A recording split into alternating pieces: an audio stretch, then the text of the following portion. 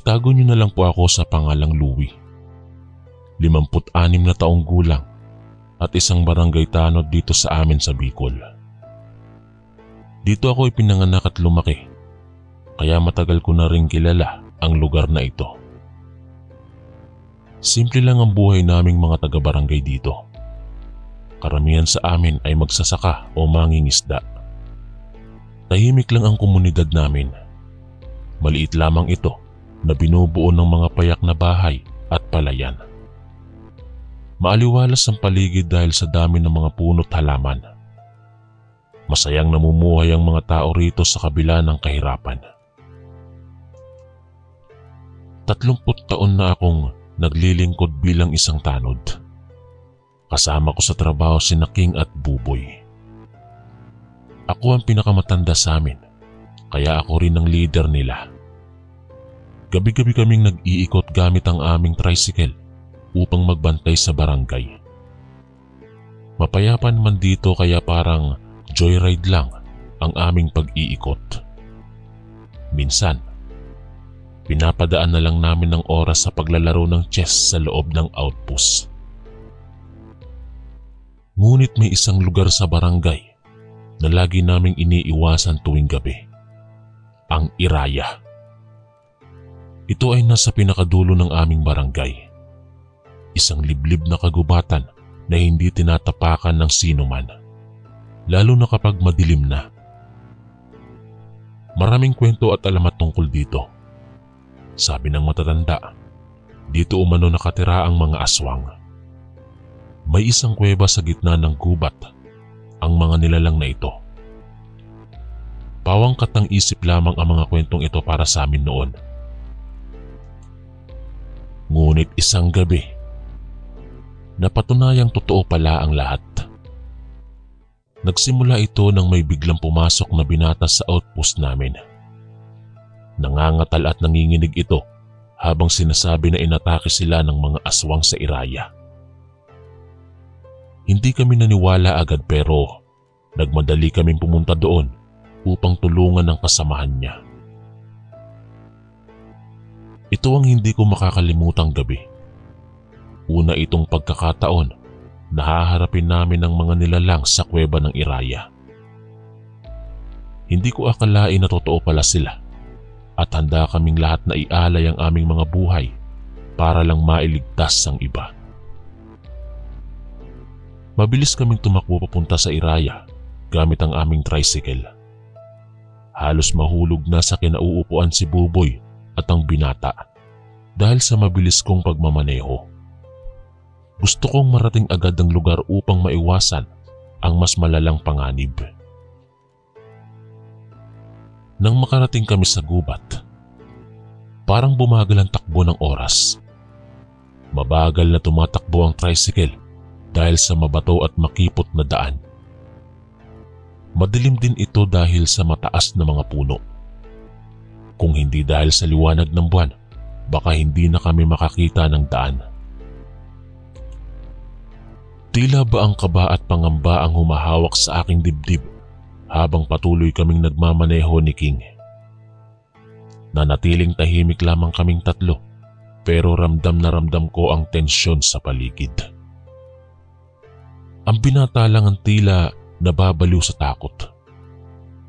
Nakayuko lang ito at paulit-ulit na nagdadasal.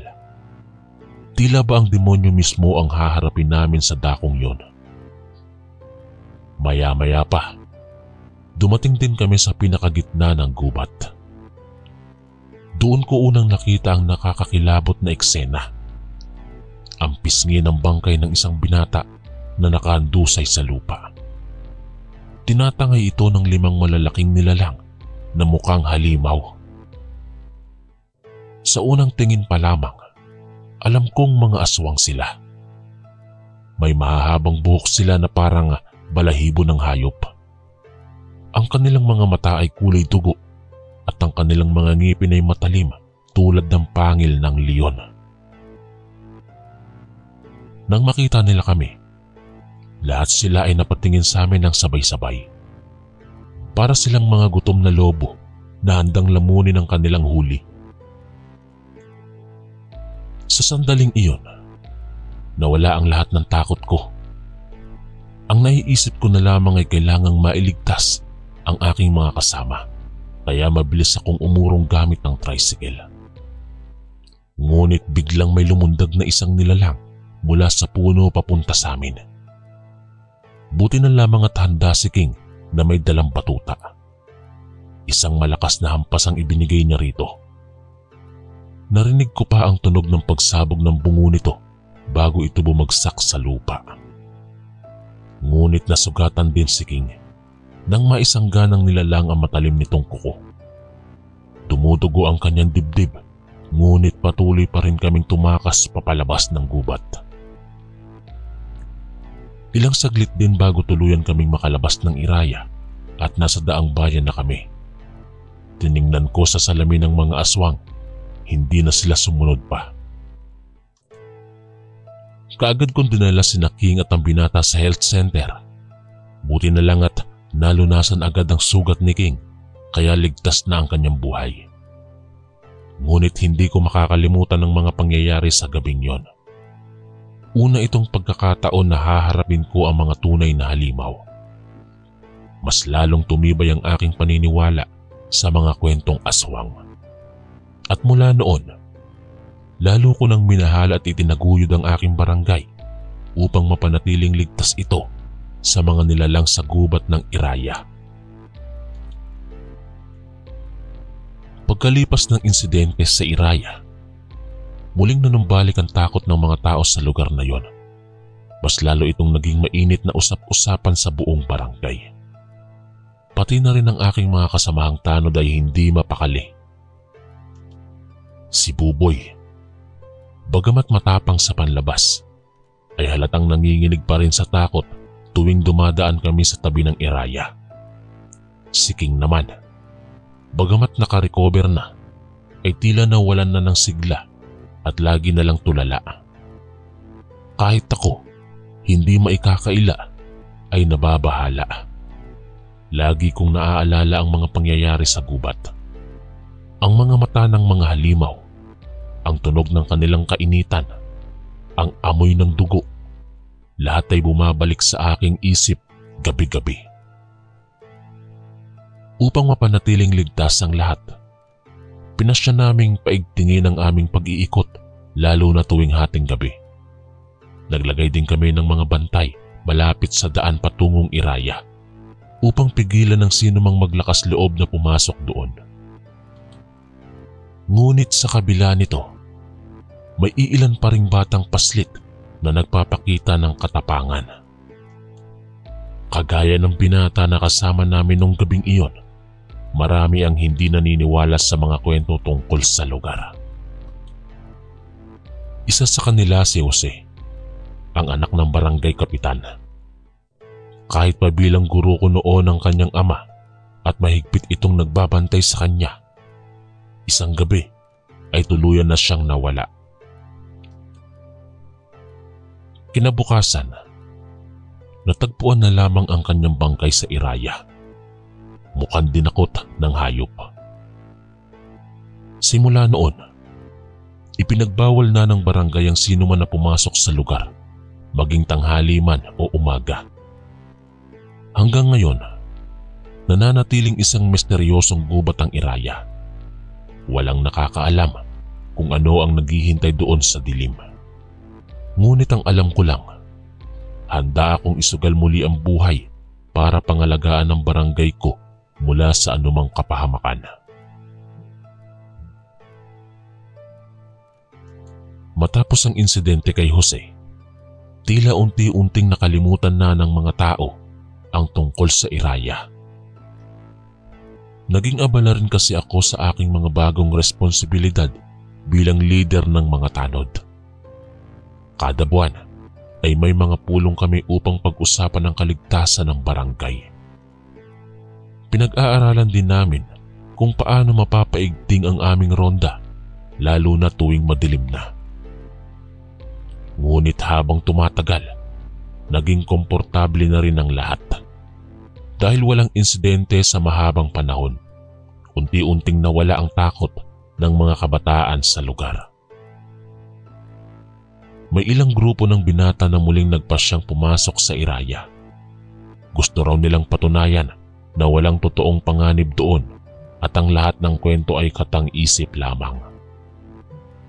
Hindi ko sila masisisi. Matagal nang walang nangyayaring masama, kaya madali silang nagtiwala. Naging kampante rin ng ibang mga tanod, kaya hindi na masyadong mahigpit ang pagbabantay namin. Hanggang isang gabi, dumating ang isang binata na nanginginig sa takot. Sinabi niyang pumasok sila ng mga kaibigan niya sa Iraya nang biglang makarinig sila ng malakas na ingay. May nakita silang malaking anino ng hayop sa mga puno, kaya agad silang tumakbo palayo. Nang balingan niya ang kanyang mga kasama, isa ang nawawala. Kaagad kaming nag-organisa ng search and rescue operation kinabukasan. Gamit ang aming mga flashlight at batuta, pumasok kami sa gubat upang hanapin ang nawawala. Sa wakas ay natagpuan din namin siya. Nang buhay pa, ngunit malubha ang kalagayan. Agad siyang isinugod sa ospital pero kinabukasan ay hindi na niya nalabanan ang mga sugat. Mula noon, muling ipinagbawal ng barangay ang sinumang pumasok sa Iraya.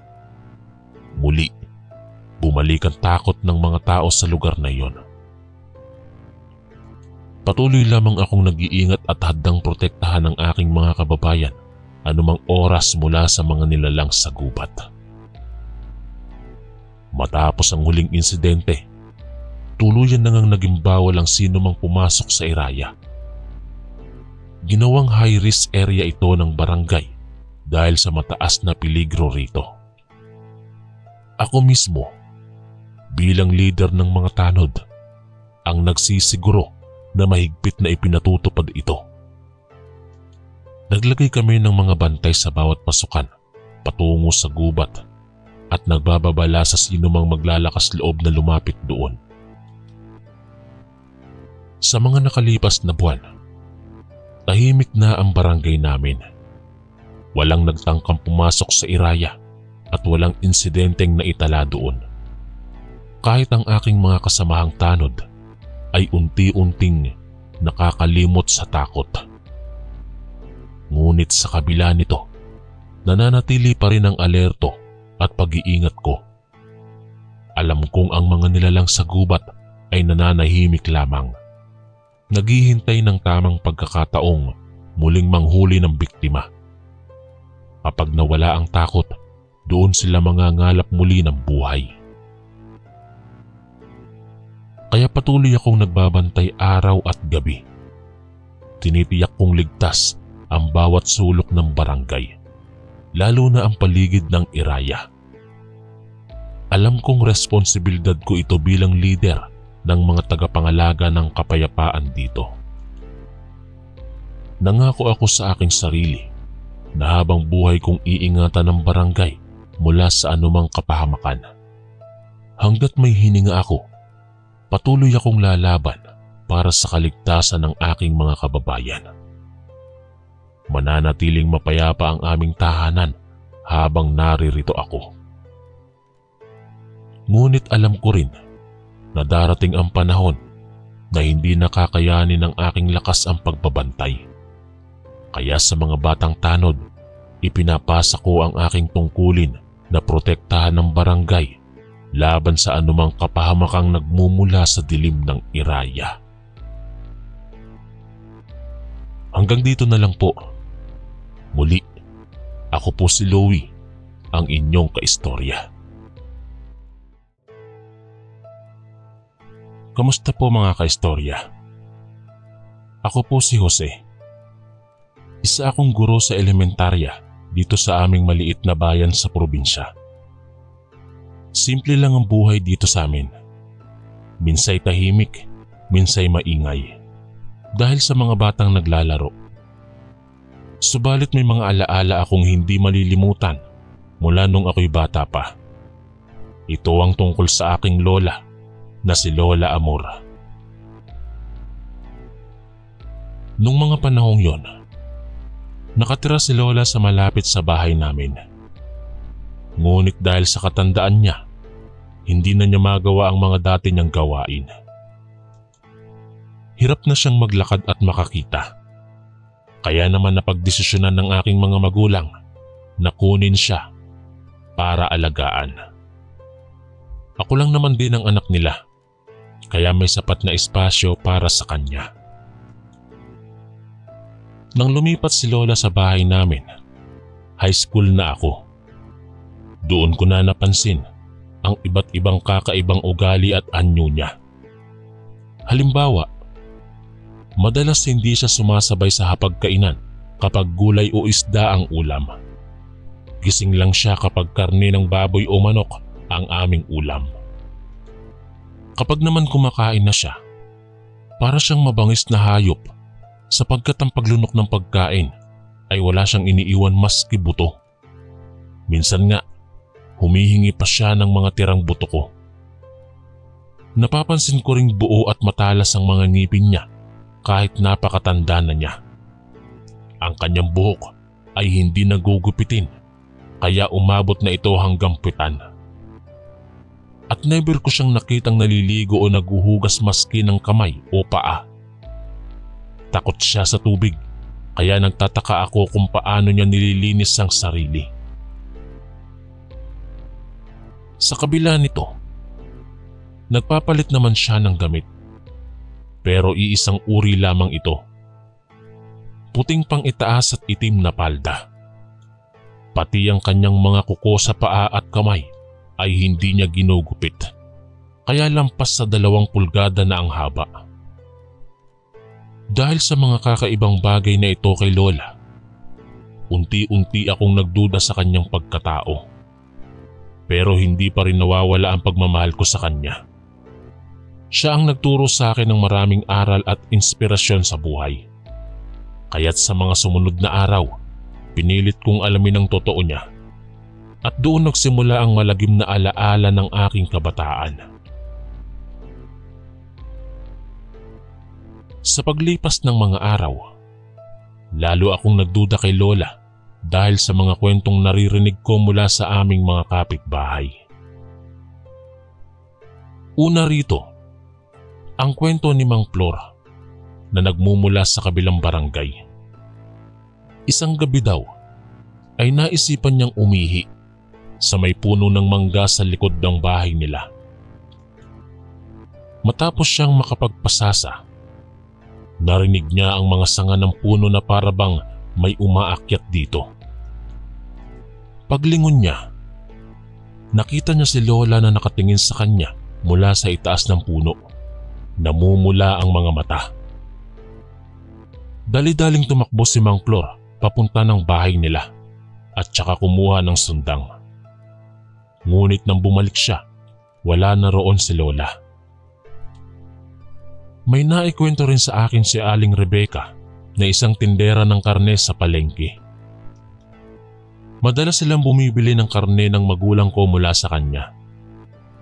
Isang umaga, dumating si Aling Rebecca sa bahay nila na may dalang mga karneng binili. Iniwanan niya ito saglit sa kusina upang magpalit ng damit. Pagbalik niya, nahuli niya si Lola na kumakain ng mga karne. Dali-daling kinuha ni Aling Rebecca ang walis tingting at pinukol ito kay Lola. Mabilis na tumakbo si Lola papalayo. Pero bago tuluyang mawala, lumilingon-lingon pa ito na para bang babalik upang gantihan siya. Bukod dito, sinabihan ako minsan ng mga kalaro ko na aswang daw si Lola.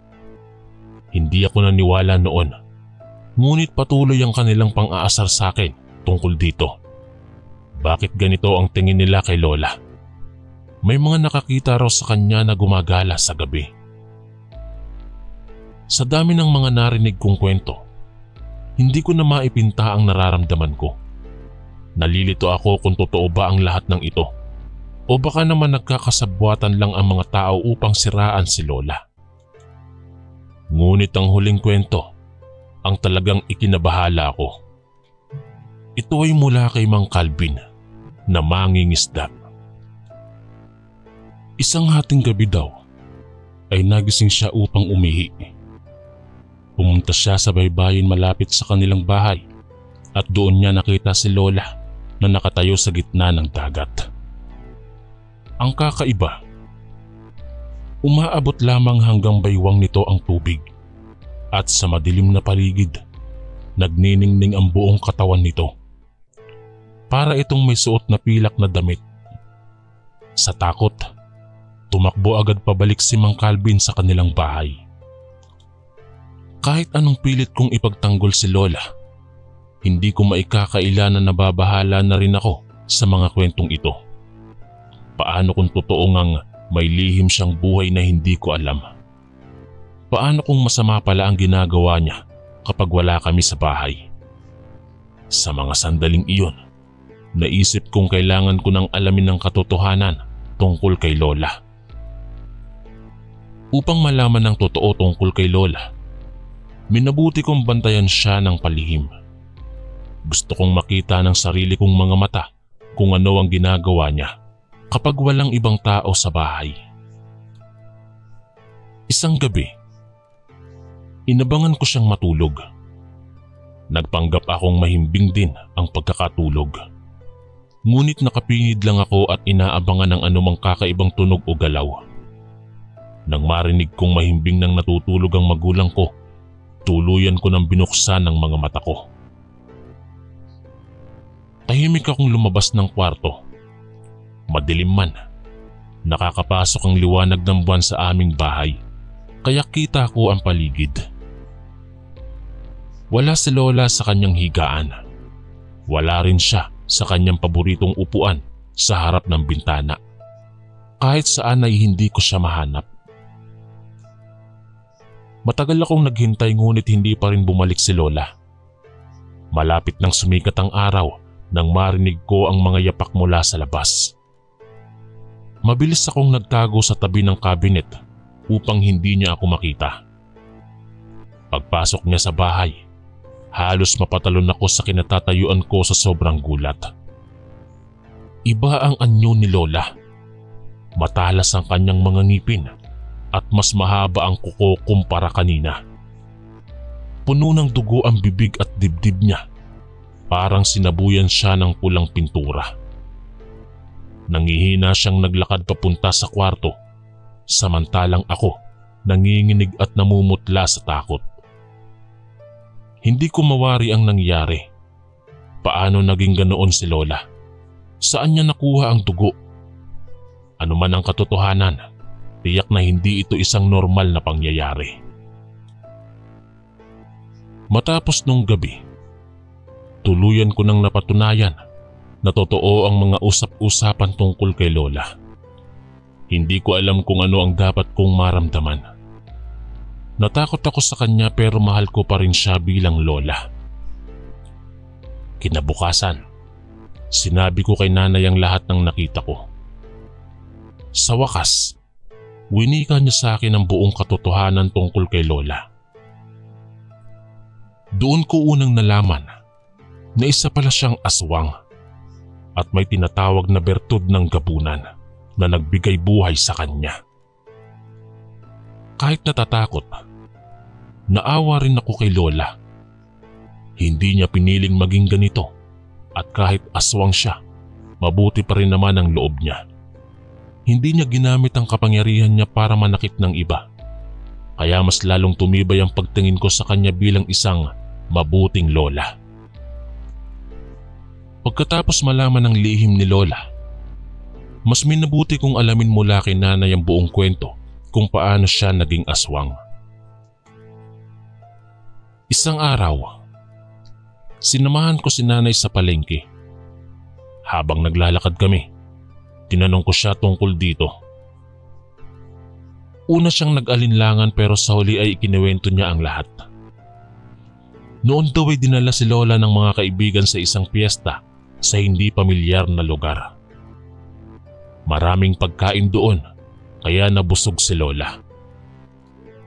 Pagkatapos kumain, sumali rin siya sa inuman kasama ang mga kaibigan.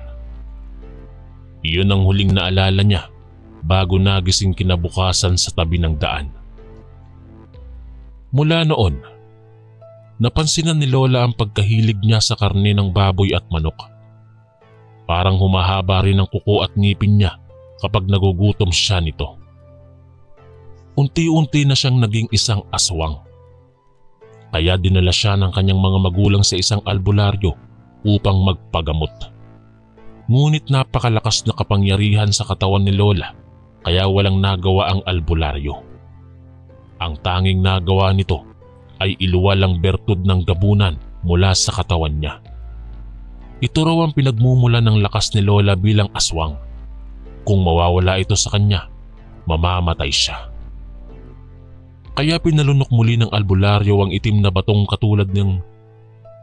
Kaya pinalunok muli ng albularyo ang itim na batong katulad ng Jolene at mula noon, naging ganap na ang pagiging aswang ni Lola Amor. Bagamat natakot ako nang malaman ito, naawa rin ako kay Lola. Wala siyang kasalanan sa nangyari sa kanya. At kahit aswang na siya, pinili pa rin niyang huwag gamitin ang kapangyarihan niya para manakit ng iba. Kaya mas tumibay ang pagtingin ko sa kanya bilang mabuting lola. Ngunit paano kaya kung mawala ang bertud ng gabunan sa katawan niya? Ano ang mangyayari? Makakapamuhay pa rin ba siya ng normal? O mamamatay ng tuluyan?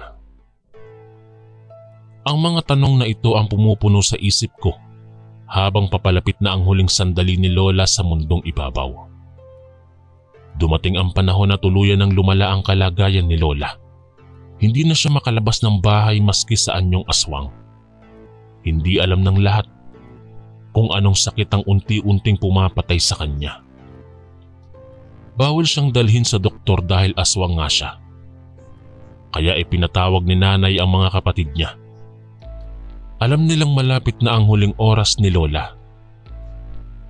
Isang gabi, dumating ang mga ito at nagsama-sama kaming mag-anak sa tabi ni Lola. Habang nakapaligid kami sa kanya, unti-unting hinihingal si Lola. Tila hinihigop palabas ng katawan niya ang natitirang hininga. Matagal kaming nanahimik na para bang hinihintay ang kung anong mangyayari. Bigla siyang umubo ng napakalakas na akala mo ay may sumabog sa loob ng dibdib niya. Mula doon, tumalsik ang isang itim na bato na tumama sa pader. Yun pala ang bertud ng gabunan na niluwal mula sa katawan niya. Dahil sa lakas, bumaon ito sa semento. Kinuha ito ni nanay at inilagay sa isang kahon. Ang bertud ng gabunan. Wika niya. Pagkalipas noon, tuluyan ng binawian ng hininga si Lola Amor. Nalungkot kami nang pumanaw siya, ngunit sa uli, napagtanto ko ring ito na ang pinakamabuting paraan para sa kanya. Ngayon ay malaya na siyang muling mabuhay ng normal sa kabilang buhay. At kami namang naiwan. Mananatiling buhay ang alaala niya bilang isang mabuting lola. Kinabukasan, inilibing namin si Lola kasama ang bertud ng gabunan. Ayon kay nanay, kung ibang aswang si Lola, maaaring ipamana niya ito sa anak upang maging aswang din. Ngunit pinili niyang putulin na ang lahi nito. Habang papalayo ang mga taong nagdadalamhati, hindi ko mapigilang lingunin pabalik sa puntod ni Lola. Magiging tahimik na kaya ang buhay namin o magkakaroon ng mga pagbabago dahil sa pagkawala ng bertud ng gabunan? Ang mga katanungang ito ang nagpapaalala sa akin na hindi pa tapos ang kwento ni Lola Amor. Pagkalipas ng ilang taon, tahimik namang ipinagpatuloy ng aming pamilya at ng buong bayan ng pamumuhay. Ngunit isang araw, kumalat ang balitang nahukay ang puntod ni Lola at ninakaw ang bertud ng gabunan na nakabaon kasama niya. Agad itong nagdulot ng takot at pag-aalala sa amin. Sino ang gumawa nitong krimen? Paano niya nalaman ang tungkol sa bertud? At ano ang magiging kapalaran ng taong ito kapag napasa sa kanya ang kapangyarihan nito.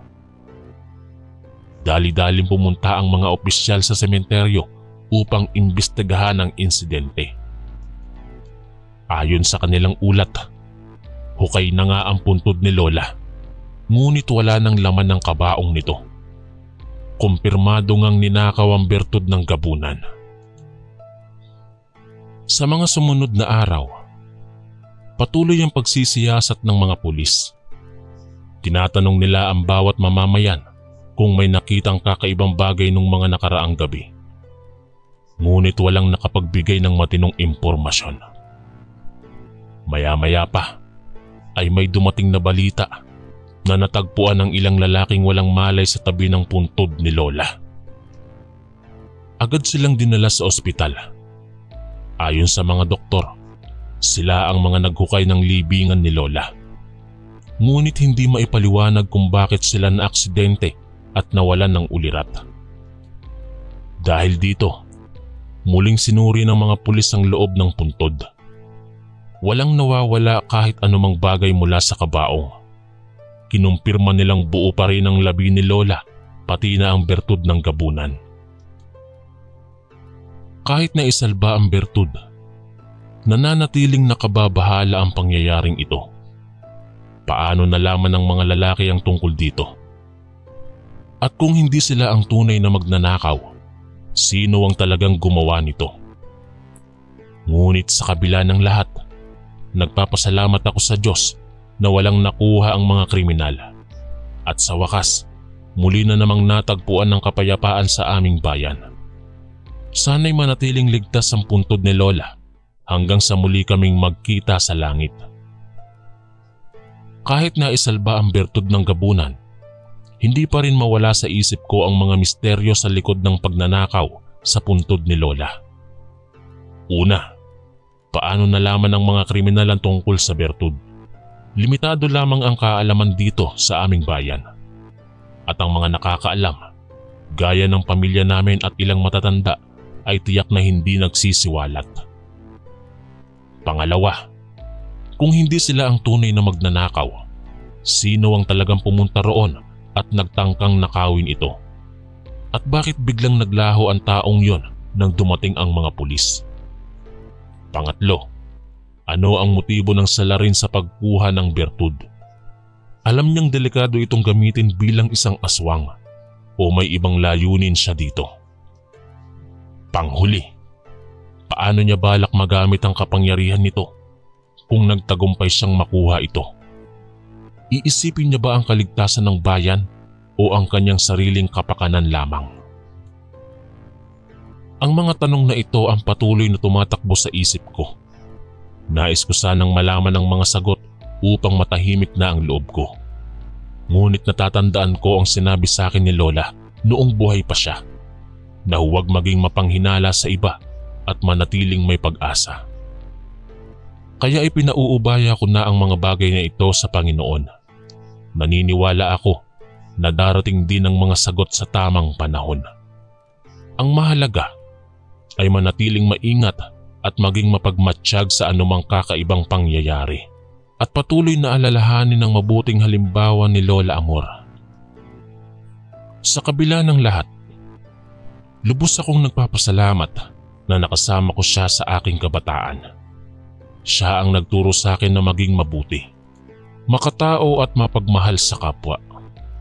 Kahit na gaano kahirap ang ginagampanan mong papel sa buhay.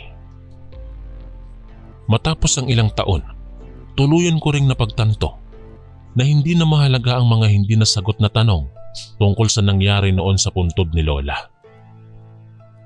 Mas mahalaga sa akin ang mga aral na iniwan niya bago siya pumanaw. Ito ang patuloy kong dadalhin at ibabahagi sa ibang tao upang manatiling buhay ang alaala niya. Una, maging mabuti sa kapwa kahit gaano kahirap ang iyong dinaranas.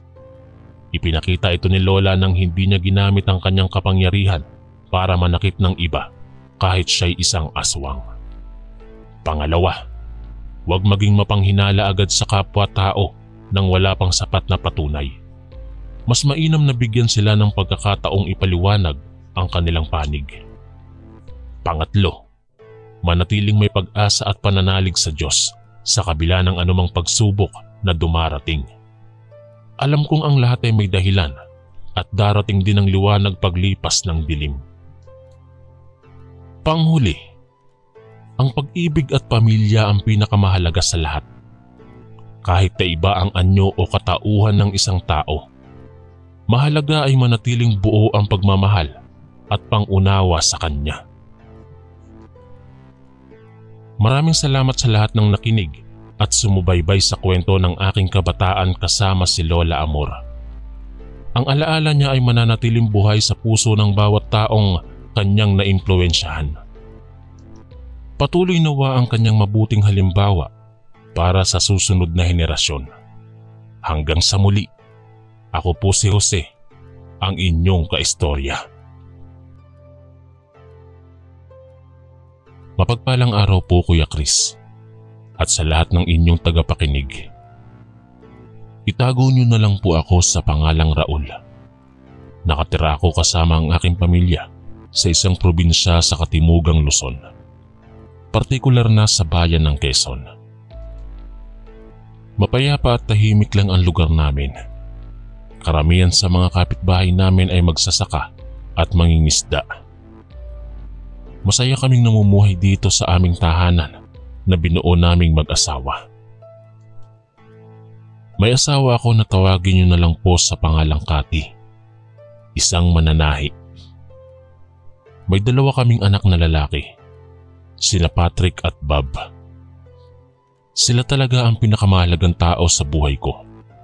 Ang aking pangunahing layunin ay ang kanilang kaligtasan at kapakanan. Kaya naman hindi ko mapapatawad ang sino mang sa kanila'y makapipinsala. Dito sa lugar namin, laganap ang mga kwentong aswang at kababalaghan. Madalas kong marinig ang mga kwentuhan ng aking mga kapitbahay tungkol sa mga nakakatakot na pangyayari at nilalang sa gabi. Bagamat hindi ko lubos na pinaniniwalaan ng mga kwentong ito, hindi ko rin masabi na sila'y lubusang katang-isip lamang.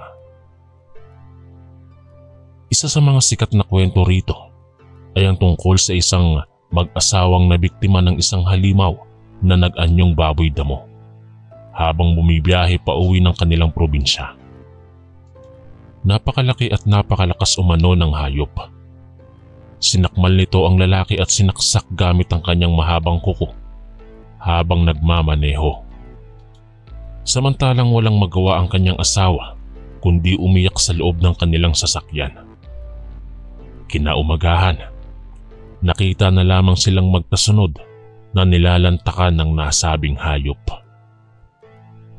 Marami pang iba, ngunit sa ngayon ay hindi ko na muna iisa-isahin ang lahat. Ang mahalaga, patuloy ang aming payapang pamumuhay bilang isang pamilya sa kabila ng mga kwentong ito. Taon-taon, tila ba walang pinagbago sa aming lugar. Ngunit noong nakaraang taon lamang, unti-unting nagbago ang lahat. Una, may mga balibalita tungkol sa pagkawala ng ilang alagang hayop sa aming bayan. Marami ang mga nawawalang manok, aso, at iba pang alagang hayop nang hindi malaman kung paano at bakit. Ito ang simula ng lahat ng kakaibang pangyayari. Isang gabi, habang nag-iinuman kami ng aking mga kapitbahay, may nagkwento tungkol sa isang ermitanyong kanyang nakita sa isang bakanteng lote. Ayon sa kanya, nakitang pinapatay at kinakain ng ermitanyo ang isang asong nakita niya roon. Agad niyang pinagdudahan na maaaring siya ang sanhi ng pagkawala ng maraming alagang hayop. Sa mga sumunod na linggo, patuloy ang mga balita tungkol sa pagkawala ng iba pang alaga. Mayroon ding nagkwento tungkol sa isang pusang natagpuan, wala ng puwitan at paa. Malinaw na pinaghihinalaang siya ang biktima ng isang ganid na hayop o nilalang. Dahil dito, marami sa amin ang nabahala para sa kaligtasan ng aming mga alaga. Isang gabi, pag-uwi ko mula sa pag-iinuman, napansin kong nawawala ang aming asong si Choco. Hinalungkat ko ang buong bahay, ngunit wala siya kahit saan. Bigla ko siyang narinig na umiyak sa labas ng aming bakuran. Napilitan akong lumabas upang tingnan kung ano ang nangyayari. Doon ko nakita si Choco na nakahandusay na sa gitna ng daan. Puno ng dugo ang kanyang katawan at sa harap niya ay isang lalaking mukhang pulubi. May hawak na 2x2 na siguro ay ginamit upang bugbugin siya. Nakilala ko siya. Siya ang ermitanyo sa bakanting lote na ikinuwento noon.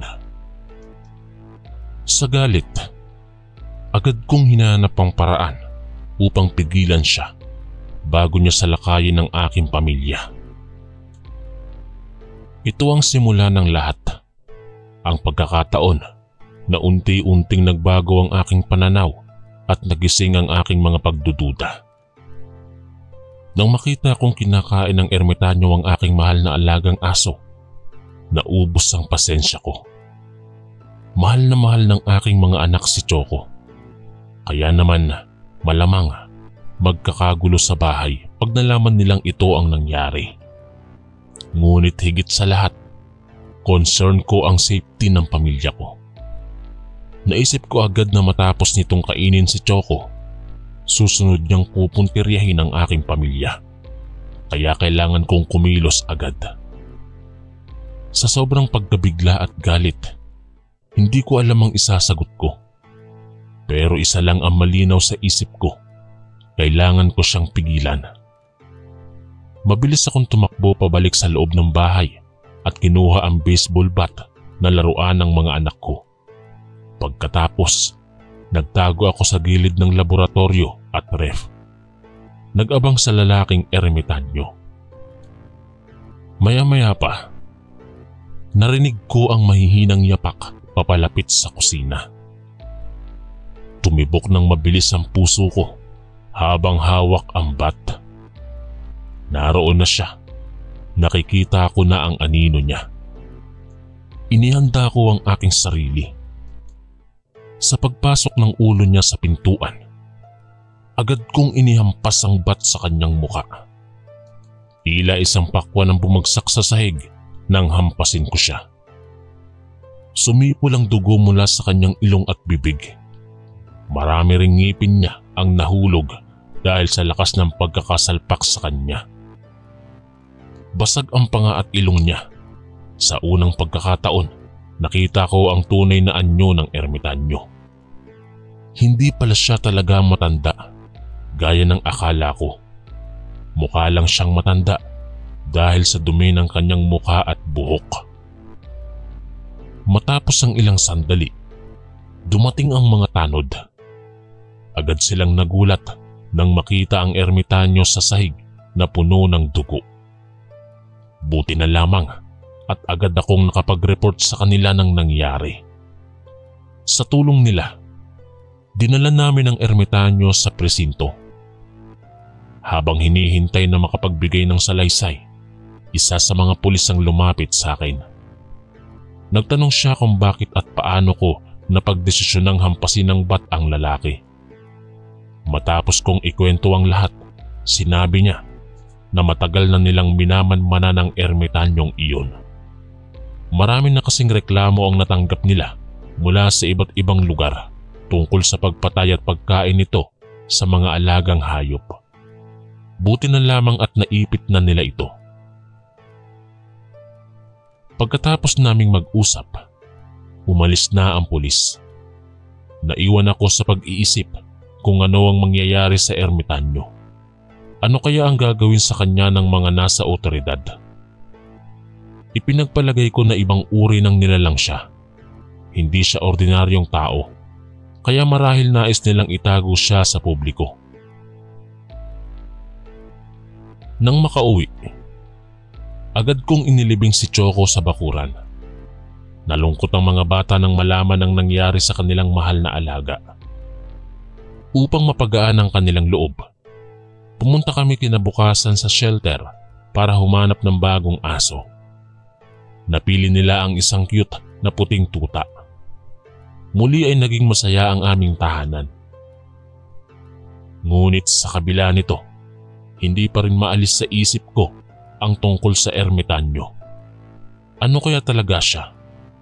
At ano ang nangyari sa kanya?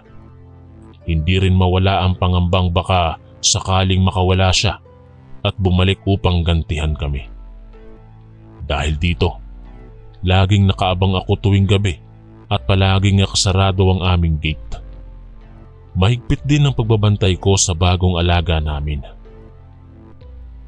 Sa mga sumunod na gabi, tahimik at payapa ang paligid. Wala nang balita tungkol sa mga nawawalang aso o iba pang hayop. Subalit na natiling matamlay ang pakiramdam ko. May kung anong pangamba at pag-aalala na hindi maalis sa dibdib ko. Naguguluhan ako kung ano ba talaga ang nangyayari. Paano kung bumalik pa ang ermitanyo? Hindi pa naman siguro siya tuluyan na mawawala. Patuloy kong dinadala ang mga pagdududa at tanong na ito. Hindi ko alam kung saan ako makakakuha ng mga kasagutan. Ang alam ko lang, kailangan kong manatiling alerto at mapagbantay para sa kaligtasan ng aking mahal na pamilya. Matapos ang insidente kung saan ko hinampas ng batang ermitanyo, unti-unting bumalik sa dati ang aming pamumuhay. Naging abala kami sa araw-araw na mga gawain at responsibilidad. Pinilit kong hindi na isipin ng labis ang nangyari. Ngunit sa ilang pagkakataon, bumabalik pa rin ito sa aking isipan. Lalo na tuwing madilim na.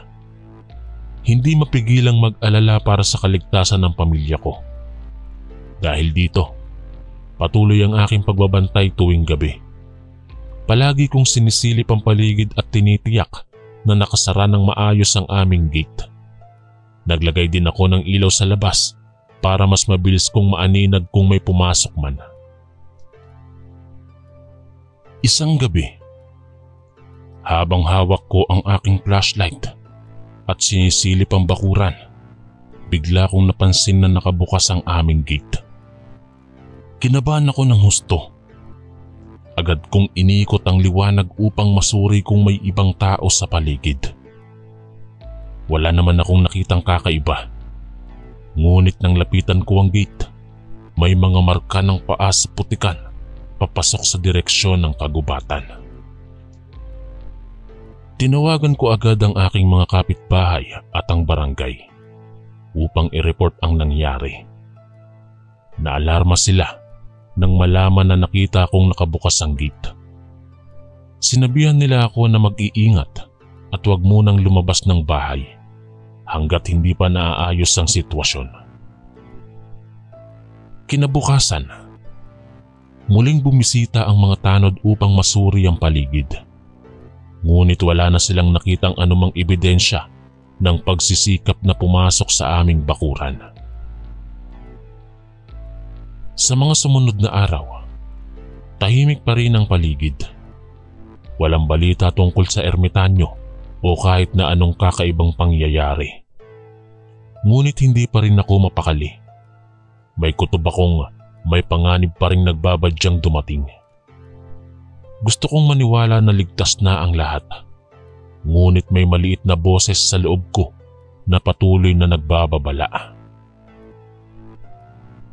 Dahil dito, hinigpitan ko ang pagbabantay sa aming bahay. Tuwing umaga, sinusuri kong mabuti ang paligid bago pumasok ang mga bata. Habang sila'y nasa loob at nag-aaral, nakabukas ang aking pandinig sa anumang ingay sa labas. Kapag gabi na at natutulog na sila, mahigpit ang aking pag-iikot sa paligid ng bahay. Palagi kong dala ang aking flashlight at baseball bat, handa sa anumang panganib. Alam kong labis ang aking pag-iingat, ngunit mas gusto kong maging handa kaysa mahuli na naman kaming hindi handa. Ayokong maramdaman muli ang panghihinayang at pagsisisi kung sakaling may masamang mangyari sa aking mahal na pamilya. Hanggat maaari, gagawin ko ang lahat upang protektahan sila anuman ang mangyari. Hinihiling ko na sana'y tama ang aking mga kutob at walang tunay na panganib na nagbabadyang dumating. Ngunit patuloy ko pa ring babantayan ang aming kaligtasan, lalo na ngayong may mga bagay akong hindi maintindihan. Nagdaan ng ilang linggo ng tahimik at walang kakaibang pangyayari sa aming lugar. Ngunit sa kabila nito, hindi pa rin ako mapakali. May kung anong mabigat na pakiramdam na umaaligid sa dibdib ko na hindi ko maipaliwanag. Isang gabi, habang hawak ko ang aking flashlight at sinisilip ang aming bakuran, biglang lumakas ang kabog ng aking dibdib. Parang may kakaibang presensya akong naramdaman. Dali-dali akong nag-ikot at sumilip sa bawat sulok ng aming hardin. Wala namang kahina-hinalang bagay. Ngunit bakit ganito ang pakiramdam ko? Naisip kong baka nga'y nag-iilusyon lang ako dahil sa sobrang pag-iingat at pag-aalala. Maaaring wala namang tunay na panganib at nababalisa lang ako ng sobra. Ngunit hindi ko maiwasan, lalo na't may mga bagay pa rin akong hindi nauunawaan. Una, ano nga ba talaga ang nangyari sa ermitanyo? Bakit parang bigla na lang siyang nawala nang dalhin siya ng mga pulis? At bakit tila walang balak pagsalitain ako ng mga nasa otoridad tungkol dito? Pangalawa, bakit parang walang imbestigasyon sa mga nangyari? Walang nagtanong man lang sa amin ng maayos tungkol sa ermitanyo at sa mga biktima niyang hayop. Ang mga bagay na ito ang patuloy na pumupuno ng pagdududa at pangamba sa aking isipan. Hindi ko maintindihan kung bakit ganito. Ngunit sa bawat araw na dumadaan na walang linaw, lalo lang akong nababahala. Isang hapon, habang naghahapunan kami, biglang nagtanong si Kati kung bakit lagi akong mukhang may iniisip lately. Nabigla ako sa tanong niya. Sinabi ko na wala naman at baka pagod lang ako sa trabaho. Ngunit alam kong napansin na niya ang pagbabago sa akin. Kinagabihan, matapos ang hapunan, ay umupo kami sa sala at seryosong nag-usap. Sa wakas, ibinalita ko sa kanya ang lahat ng aking mga pag-aalala at pagdududa. Inamin ko ring hindi ako mapakali dahil hindi ko alam kung ligtas pa ba talaga kami. Nakiusap ako na payagan niya akong maging mapagbantay hanggang sa makuha ko ang mga kasagutan sa aking mga tanong. Naiintindihan naman niya ako at pumayag siyang sumuporta habang hinahanap ko ang katotohanan. Mas gumaan ang aking pakiramdam nang malaman kong nakasama ko siya sa pagharap sa anumang kinabukasan. Ngayon, ang problema na lang ay paano ko hahanapin ang mga sagot. Saan ako magsisimula? Sino ang dapat kong lapitan? Marahil kailangan kong mas matutong magtiwala sa aking mga kapitbahay. Maaaring may nakakaalam din sa kanila ng mga impormasyong makatutulong sa akin. O kaya naman ay kailangan kong subukang lapitan muli ang mga otoridad. Ano't ano man ang mangyayari, hindi ko ibibigay ang paghahanap na ito hanggat hindi nasasagot ang aking mga tanong at nababawasan ang aking mga agam-agam. Patuloy kong haharapin ang anumang hamon hanggang sa muli akong makarating sa katotohanan at kumalma ang aking isipan. Matapos kong sabihin kay Kati ang tungkol sa aking pagdududa, naging mas madali para sa akin ang harapin ng mga bagay-bagay. Mas ramdam ko ang suporta at pag-unawa niya habang sinusubukan kong hanapin ang mga sagot. Isang Sabado ng umaga, nagpasya akong lapitan ng aking mga kaibigan at kapitbahay. Una, pinuntahan ko si Ralph, ang aking matalik na kaibigan simula pa noon. Matapos kong ikwento ang nararamdaman, nag-volunteer siyang tulungan ako sa paghahanap ng impormasyon. Sinabi ni Ralph na may kakilala siyang pulis na maaaring makapagbigay sa amin ng liham na nagpapahintulot na bisitahin ng presinto. Maaaring doon makakuha kami ng detalye tungkol sa ermitanyo at sa mga pangyayari pagkatapos niyang dakpin. Kinabukasan, nagsagawa kami ng pulong kasama si Ralph at ilan pang kaibigan. Nag-usap kami kung paano lalapitan ng mga otoridad ng maayos. Napagdesisyon na namin gawin ito ng mahinahon at matipuno at iwasan ng anumang gulo. Pagkatapos nun, naghanap kami ng mga kontak na maaaring makatulong sa amin. Sa mga sumunod na araw, unti-unti kaming nakakuha ng ilang impormasyon mula sa aming mga kakilala. Bagamat hindi gaanong detalyado, nalaman pa rin namin ng ilang pangunahing bagay tungkol sa nangyari sa ermitanyo at sa imbestigasyon. Batay sa nalikom namin, agad siyang inilipat sa Maynila pagkatapos madakip. Ilang araw ding nasa kustodiya ng NBI bago ilipat sa isang high security facility kung nasaan siya hanggang ngayon. Walang ibang nakakaalam kung saan ito o anong kondisyon niya ngayon. Kahit papano, nabawasan ang aking pag-aalala nang malaman ko ito. Mukhang nasa mabuting kamay na siya ngayon at hindi na niya kayang makapinsalang muli. Ngunit patuloy pa rin ang ilang hindi malinaw na detalye. At hanggang walang ganap na closure, magpapatuloy ang ilang agam-agam sa aking isipan. Subalit sa ngayon, masaya na ako sa progreso. Unti-unti na ring bumubuti ang pakiramdam ko. Salamat sa tulong ng mga kaibigan. Nahanap ko ang ilang sagot sa aking mga katanungan. Alam ko pa ring mahaba ang landas patungo sa ganap na kapanatagan. Ngunit sa wakas, nakakita na ako ng ilaw sa hulihan ng tunnel. Sa mga susunod na araw, patuloy kong aalamin ang lahat ng maaari. Mas matatag na ang loob ko ngayon na harapin ang anumang hamon sa paghahanap ng katotohanan. Sa gabay ng aking mga mahal sa buhay, alam kong malalampasan ko rin ito at muling makakamit ang dating siglat katahimikan ng puso at isipan. Sa tulong ng aking mga kaibigan at kapitbahay, unti-unti ko nang nalalaman ng mga pangyayari tungkol sa ermitanyo. Bagamat hindi pa ganap na nalinawan ang lahat, malaking ginhawa na sa pakiramdam ang napag-alaman ko. Ngunit isang umaga, muli akong nabigla nang makita akong nakabukas na naman ang aming gate. Tiningnan ko agad ang paligid, subalit walang anumang mga bakas ng pagsisikap na pumasok o anumang kakaibang pangyayari. Muli ay dinala ko ito sa kaalaman ng barangay. Sabi nila, maaaring nagkamali lang kami ng pagsasara ng gate kagabi.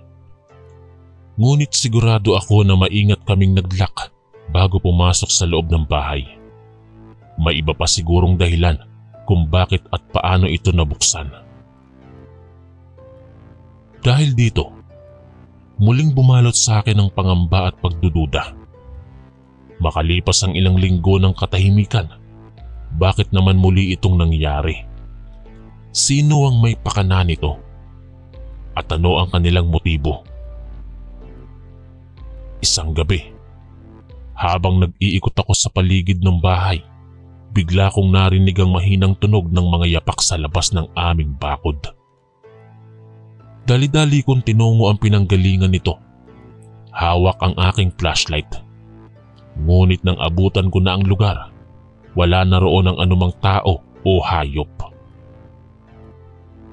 Laking pasalamat ko na walang nangyaring masama.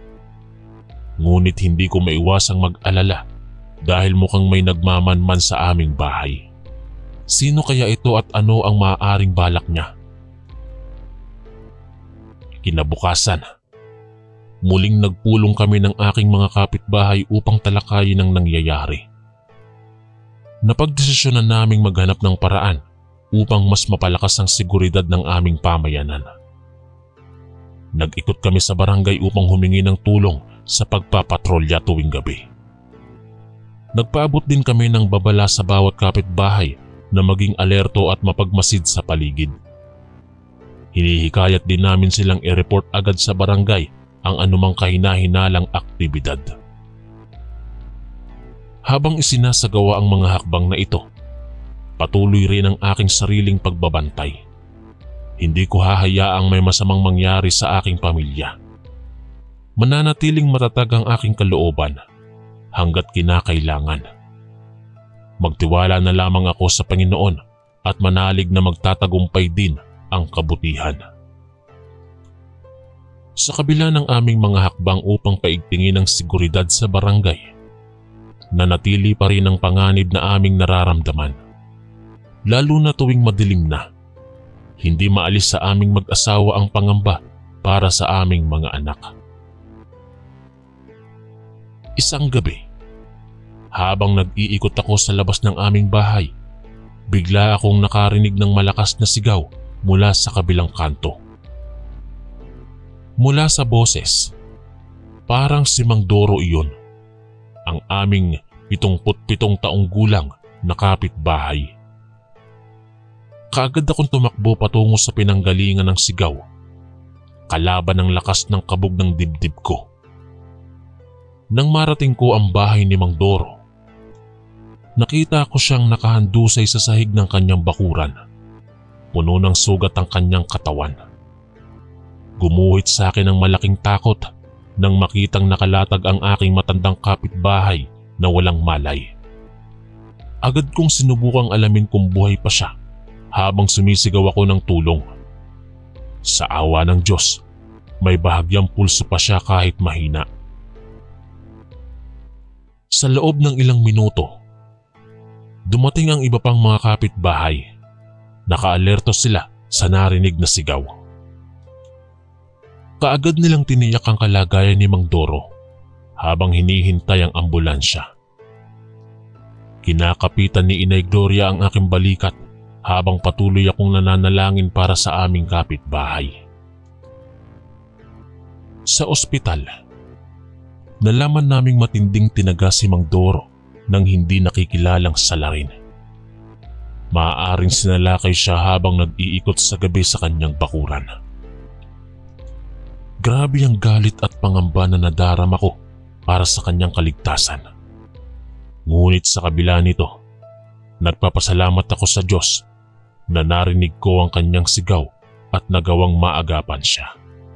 Kung hindi, maaaring higit pang masama ang nagawa ng kriminal sa kanya.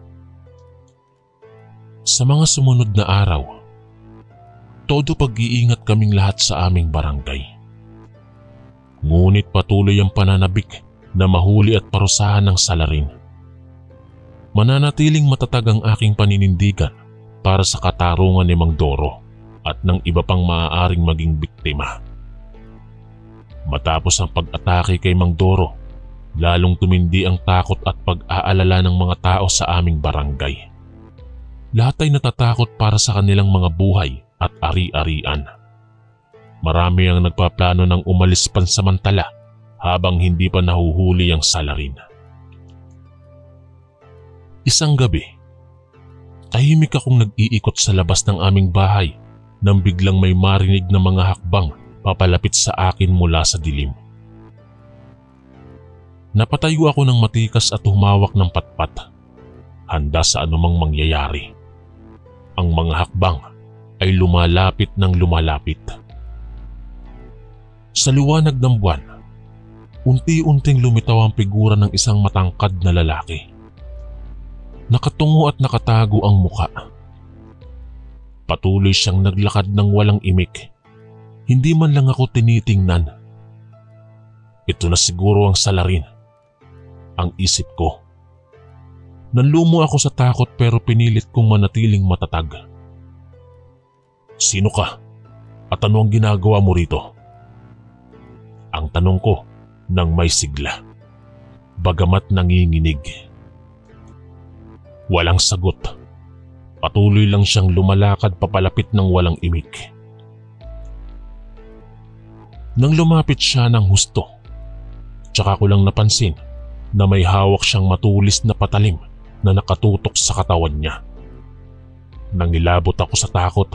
Ito na siguro ang salarin at ibig niyang akuin ang susunod na biktima. Tinawag ko ang kanyang pansin ng malakas habang hawak-hawak ang patpat. Pero wala pa ring sagot o reaksyon mula sa kanya. Pakiramdam ko'y isang nakakatakot na multo ang papalapit sa akin. Nang malapit na siya ng husto, bigla siyang bumagsak sa sahig at doon ko lang nakita ang mukha niya. Ralph! Sambit ko nang may pagkabigla. Kaibigan ko ito, ang aking kapitbahay. Napaluhod ako sa tabi niya at tsaka ko lang napansin ang malalim na sugat sa kanyang tiyan. Dali-daling humingi ako ng tulong. Sa ospital, nalaman namin na nagawa pang mailigtas ang buhay ni Ralph. Ngunit malalim ang sugat at marami siyang nawalang dugo. Sa nakakalungkot na tono, inamin niya sa akin na siya ang pumatay kay Mang Doro dahil sa ilang personal na dahilan at pagkakamali sa nakaraan. Nagsisisi siya ngayon pero handa nang humarap sa parusa para sa kasalanan. Nalungkot ako para sa aking kaibigan. Ngunit sa wakas, natapos na rin ang pananakot na nararanasan namin sa barangay. Salamat sa awa ng Diyos, nagawa pa ring iwasto ang lahat bago man tuluyang mawala ang buhay ng iba. Ang hinahangad ko lamang ngayon ay kapatawaran at bagong simula para sa lahat. Hanggang dyan po ang aking kwento. Maraming salamat po sa pagbasa nito. Ako po si Raul, ang inyong kaistorya.